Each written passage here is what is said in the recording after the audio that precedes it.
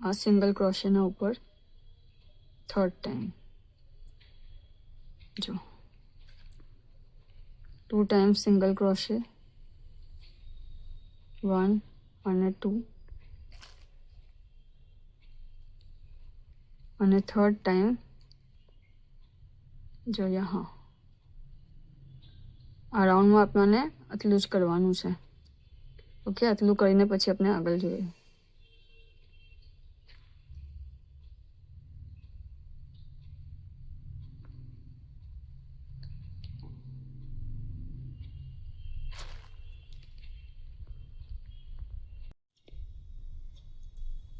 આપણો આ round complete થઈ ચૂક્યો છે.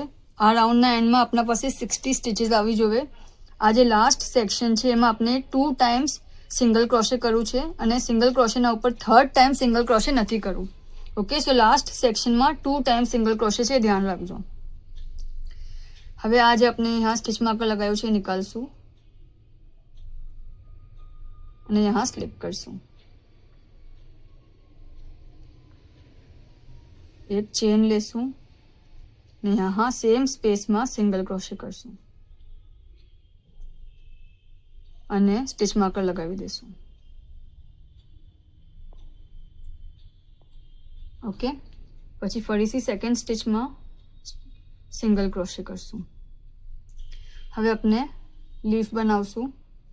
સો 3 ચેન લેશું 1 2 અને 3. जो यहाँ 4 डबल क्रोशे છે 1 2 3 4 बराबर. तो आ जे છે लास्टना 2 यहाँ आम कांटो निकालશું, नीचे से ऊपर લઈ જશું. ઓકે, આ પોઝિશનમાં જ આપણને કાંટો નીકાળવાનો છે.